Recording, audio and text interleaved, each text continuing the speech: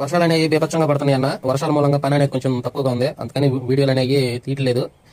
Video మట్టికి డెఫినెట్గా video తీస్తే అప్లోడ్ అనేది చేయడం జరిగింది. ఎప్పుడైనా ఒకటి గుర్తుపెట్టుకోండి, హెడ్ లైట్ మనకు లైటింగ్ అనేది ఎక్కువ కాలం ఉండాలంటే కంపెనీ బీమ్ అనేది వాడాలి.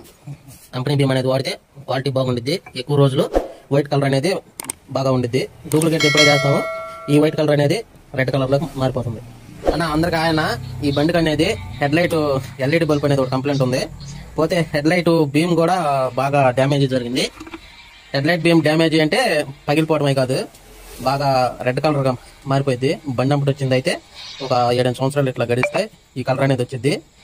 ఇది అనేది రెడ్కి వచ్చేయడం వల్ల మనం కంపెనీ అనేది తేవడం జరిగింది.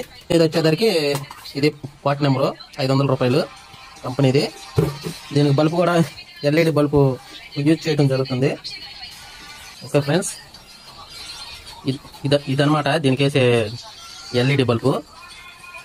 బండి స్టార్ట్ చేసి ఎల్ఈడి బల్బు యూజ్ చేద్దాము. ఫ్రెండ్స్, ఎల్ఈడి బల్బు అనేది లో బీము, హై బీమ్. లో బీమ్ వచ్చేసరికి సింగిల్ వెలిగిద్ది, హై బీమ్ వచ్చేసరికి 2 వెలుగుద్ది.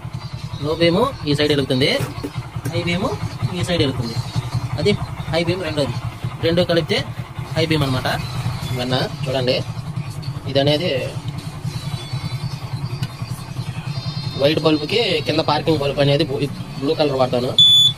బ్లూ కలర్ వాడటం వల్ల కాంబినేషన్ బాగుండిద్ది.